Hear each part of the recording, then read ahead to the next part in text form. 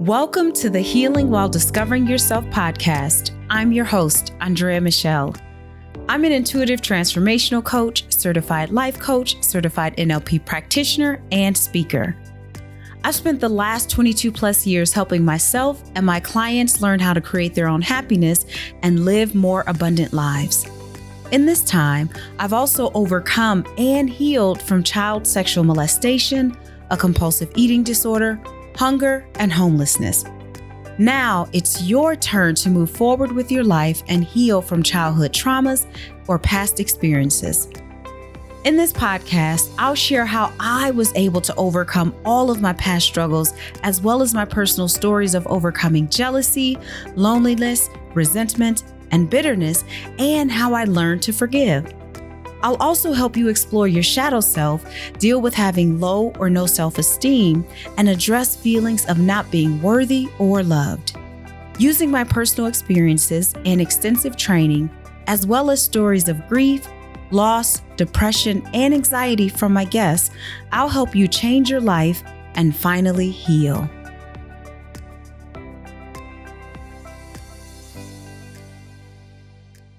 Hey, loves. Welcome back to the Healing While Discovering Yourself podcast. And if you are new around these parts, welcome. If this is your very first podcast episode that you're listening to, then once we're done with this one, I am going to invite you to go back and listen to the first 2 or 3 before you decide whether or not this is a podcast you want to add to your rotation, because I think you'll learn a lot about me and my style and the content of the podcast in general. It will give you a frame of reference so that you know the perspective from which I share information. And in this podcast, I share a lot of my own personal experiences, because it was revealed to me years ago that the things that I experience in my life are not necessarily just for me. Like, I experience these things so that I can learn the lesson, take in the lesson, do the work that needs to be done to heal the thing, and then share it with everyone, because I am a teacher. I am a leader. It is my nature. It is written in the stars for me to be the powerful leader and teacher that I am today. So listen to some of the older first 2 or 3 podcast episodes, and I would love to know what you think. So today I want to talk about learning how to remain grounded.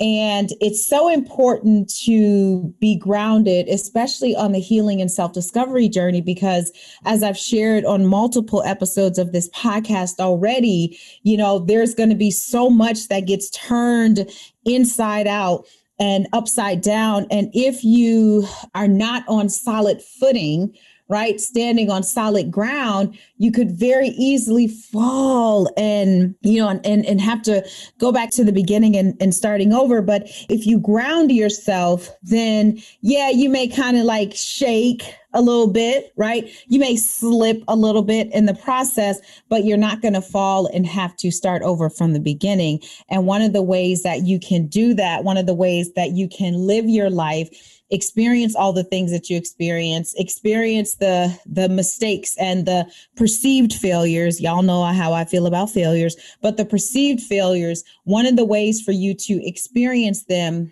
and again, not get stuck in the cycle is to make sure that you are grounded. And so what does it mean really to be grounded, right? Because it's kind of like a buzzword today, go outside, ground yourself, be grounded. They're a grounded person. And so what really does it mean to be grounded? And, for me, what it means to be grounded is to be sure of who you are on all 4 dimensions. And those 4 dimensions are spiritual, mental, emotional, and physical. And so to be grounded, it means that you are unshakable and you are sure of who you are spiritually. You know exactly whether you've decided to have a higher power or not. And if you decided to have a higher power, you know exactly who that higher power is, what their role is in your life, and how you are not separate from that higher power, but you are actually one with that higher power, right? Being grounded mentally, being in control of your thoughts, right? Understanding what your beliefs are at any given moment. And when new information comes to you, you're not afraid of the information. You don't shut down the information because you solidly stand in the conviction of your beliefs. But if you do get new information and you feel that your beliefs are a little, not so solid in that area, then you take that information and you decide whether, okay, this is a belief that I want to believe, or it isn't a belief that I want to believe. Being grounded emotionally means being aware of your feelings, right? How do I feel? How do you feel at any given moment? And then even taking it a step deeper is not only just how do you feel, but being able to discern the difference between fear, anger, and sadness. And those are three emotions that they're so tricky because some people can be extremely sad and it can come across, it can present as fear, right? Or it can present as anger. But not many people sit with those emotions and take the time to discover, hey, am I actually angry or am I sad and hurt, right? But being grounded, when you're grounded, you already know, or not already, but you know exactly what your emotion is. And then being grounded physically just means that everything that you have in your space, first of all, being in control of your body, right? Of the temple, being in control of that, watching what you put into it, watching what you see, paying attention to what you hear, recognizing what you put into your physical body, and then extending to your physical environment, understanding that everything in your environment has a place. It's not too cluttered and everything is necessary, right? So that's what it means from my perspective. That's what it means to be grounded. So now let's talk about some ways for you to actually remain grounded. And I think one of the ways that you can stay grounded is prioritizing yourself. And what that means is taking care of your needs first. And I know some of y'all are going to be like, oh my gosh, but that sounds so selfish. Trust me, it is not. When you put other people's needs ahead of yours, it's not even selfish, but it's actually irresponsible. Because how can you give what you don't have? How can you pour from an empty cup? You can't. And so when you put other people's needs ahead of yours, you're being irresponsible. Because you're not even showing up for that person 100%, because you're not even showing up for yourself 100%. So it's important for you to prioritize your own spiritual, mental, emotional, and physical health. That's one way to stay grounded. Pay attention to your needs and serve those needs. Another way for you to stay grounded, and I love doing this, it's practicing gratitude. You know, being grateful for the things that you have. Because you don't have to have them. Maybe you feel entitled, like, well, this is the least that I can have. No, it's not the least that you can have, because the least that you can have is nothing. And that's just the truth. The least you can have is nothing. So what you have is not the least that you can have. What you have is what you deserve in that moment. And so it's offering up gratitude for that. And one of the things that I do with my clients for them when it comes to offering up gratitude, when they're in like a situation where it's like, how can I be grateful for this? For example, they have a career and they have a job and they're working for a company that they're like, I don't know the relationships, they're toxic. I don't know. How can I be grateful for that? And to them, what I say is, well, don't lie to yourself and say you're grateful for your job. Just simply say, you know what? I am grateful that this job allows me to pay my mortgage. Right. I am grateful that this job allows me to go buy groceries, go buy the food, whatever food I want to eat. I'm grateful that this job allows me to have dinner and hang out with my friends. Right. Because those are really, truly things that you are grateful for. And so instead of lying to yourself, because you know when you're lying to yourself, instead of lying to yourself saying, oh, I'm so grateful for this job when you aren't. And when you do that, that only stirs up resentment. Instead of doing that, just be like, you know what? I'm grateful that this job provides me with a steady income. I'm grateful this job allows me to take my kids to Disneyland, Disney World, to Hawaii, wherever it is. Right. And so gratitude is so extremely important. So the first way, prioritize yourself and your needs. The second way to stay grounded is practice gratitude. The third way to stay grounded is connecting with other like-minded people. Connecting with people who are like you, that want more out of life. Connecting with people who understand the importance of staying grounded, not look at you like you crazy when you say, okay, I need to go for a walk because I need to ground myself. I need to ground this energy. That's not going to work, or it's going to be very difficult. Instead, connect with other like-minded people. And once you begin to put that energy out there, walk in your authenticity, guess what? You are going to attract people who are like-minded, right? So that's the third way to stay grounded, is to connect with other people.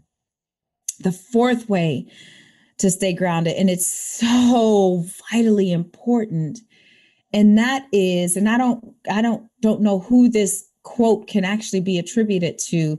If I knew, I would give them credit. Obviously, it's certainly not mine, because when I say it, you'll be like, okay, yeah, no, I definitely heard that before. But it's, be the change that you want to see. Right? Because a lot of us, not me, y'all, no. A lot of people, they think, oh, someone else. Right? Like, oh, I want to eradicate racism, but I'm only one person, so someone else can do that. I'm not going to be the one to do that. Well, how can you talk about wanting to see a changed world if you're not even willing to show up as the person that you need to be in order to eradicate racism? Right? So you have to be the change that you want to see. And when you think about that, when you have that vision in the forefront, it drives you. And that helps you to stay grounded. So anytime something falls apart and you feel like the rug is pulled from under you, when you remember the vision, then you say, nope, I gotta show up today. Because even if no one else is counting on me, I'm counting on me. I'm counting on myself, right? And the fifth thing, and of course, this list is not all inclusive, y'all. There are so many other ways to stay grounded. These are just the top 5 things that I found are necessary for me to help me stay grounded. And the fifth thing that you can do is step away when you need to. Step away. Don't feel like you always have to be at 100 all of the time. And especially if you are a woman, it is vitally important that you are not at 100 all of the time, because a woman has a 28-day cycle. A man has a 24-hour cycle. A woman has a 28-day cycle. And so when it is the time of our cycle where there is the flow, the body is cleansing, right? And that's time for you to rest. Take a step back and not try to be all like, I can do everything, Wonder Woman, Superwoman, and Bionic Woman. I can do everything, therefore I am. And then you crash and you become bitter and resentful. No. Step away. Take a break when you need it. It's so important because you have to take the time to fill your cup. Especially if you're working with other people and you're pouring into other people like I do in my work, it is vitally important that you take a step back and you pour into yourself. And in order to do that, you got to take a break from doing the stuff that you do every day. All right. So I hope this was helpful. I feel like it was. I think you got what I'm saying. I would love for you to share this with the family, with a friend. Tag me on Instagram at Andrea Michelle Consulting and share what was your biggest takeaway or the one thing that you're going to do to really help you to stay grounded. And if you're ready to continue exploring on the healing and self-discovery journey or begin the healing and self-discovery journey, I want to invite you to sign up for my virtual Inner Child Healing Retreat. It's September 20th through September 24th. And it's 5 days of us together in a private healing community, learning who your inner child is, that. And when I talk about inner child, again, it's not, a little kid, 5, 6, 3, 4 years old. Inner child could be the teenager. It could be the 21-year-old. It could be the adult in her young 20s who felt naive like a child. So it's any age that is childlike, right? And so throughout the 5 days together, we're going to discover who that child is. And what exactly is it that they want? We're also going to learn, how do I talk to this child, right? This recurring memory or these feelings, this energy continues to come up to me. And so once you've discovered, oh, it's me at, 13. Well, now that inner child is here, well, how do I talk to this child, right? What do I do? What do I say? And so we're going to learn what to say. And then lastly, how to release that child.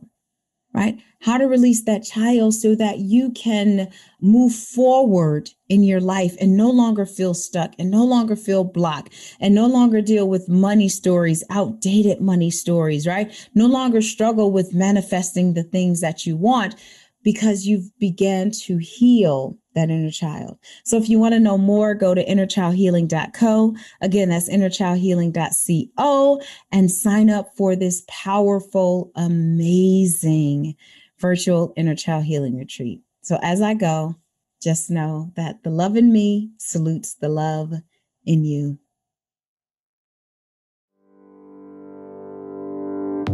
Hey loves, are you looking for a safe place to hang out while you're healing with other like-minded individuals?